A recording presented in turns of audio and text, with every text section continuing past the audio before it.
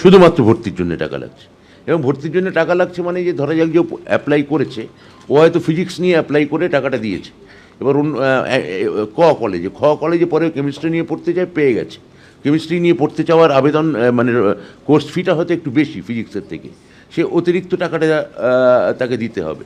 আবার কেমিস্ট্রি নিয়ে পড়ার জন্য ফিজিক্সের থেকে তার জন্য যদি কম কোর্স ফি হয়, তাহলে টাকাটা তার অ্যাকাউন্টে আবার ব্যাকও করিয়ে দেওয়া হবে। একটাই অ্যাডমিশন ফি, সিঙ্গেল অ্যাডমিশন ফি।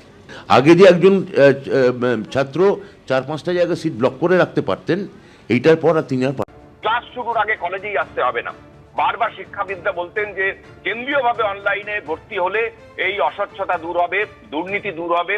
যেখানে স্কুল শিক্ষায় দুর্নীতি তুমি জানো একটা বড় ইস্যু রাজ্যের, সেখানে কলেজে ভর্তির ক্ষেত্রে যে অস্বচ্ছতার অভিযোগ শিক্ষামন্ত্রী আজকে নিজেই মেনেছেন, সেই অভিযোগগুলো বন্ধ হবে। অবশেষে সেই ভাবনার 1 দশক পর রাজ্য সরকার সেটাকে বাস্তবায়িত করার জন্য আজকে জানালো যে আগামী 24 তারিখ থেকেই কেন্দ্রীয়ভাবে অনলাইনে যে কোনো রাজ্যের যে কোনো প্রান্তে বসে যে কোনো পরীক্ষার্থী আবেদন করতে পারবেন। তবে প্রেসিডেন্সি যাদবপুরের মতো যারা প্রবেশিকা নেন তারা এই আওতা থেকে বাদ পড়ছেন এবং সংখ্যালঘু শিক্ষা প্রতিষ্ঠানও বাদ পড়ছেন। কিন্তু রাজ্যের প্রায় 7,217টি কোর্সে ভর্তি হতে পারবেন পরীক্ষার্থীরা। অর্থাৎ কোনোভাবে কলেজে ক্লাস করার আগে কোনোভাবে সশরীরে তাকে যাতে কলেজে না আসতে হয় বা ছাত্র সংসদের খপ্পরে পড়তে না হয়, যে অভিযোগ বারবার উঠে আসছিল, সেই ব্যবস্থা এই প্রক্রিয়ার মাধ্যমে জারি থাকবে এমনটাই সরকার মনে করছে।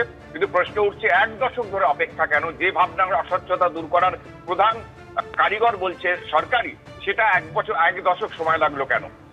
যদিও আজকেই শিক্ষামন্ত্রী জানিয়েছেন যে 24 তারিখ থেকে এই আবেদন করতে পারবেন পরীক্ষার্থীরা এবং সমস্ত কিছুই অনলাইন প্রক্রিয়ার মধ্যেই হবে। হেল্প ডেস্ক বা ছাত্র সংগঠন কোনোভাবে কলেজের ক্যাম্পাসের মধ্যে তারা হেল্প ডেস্ক বসাতে পারবে না। গোটা প্রক্রিয়াটাই কেন্দ্রীয়ভাবে হবে এবং অনলাইনে হবে এবং ছাত্রদের মর্জির মতো ভর্তি হতে পারবে তারা।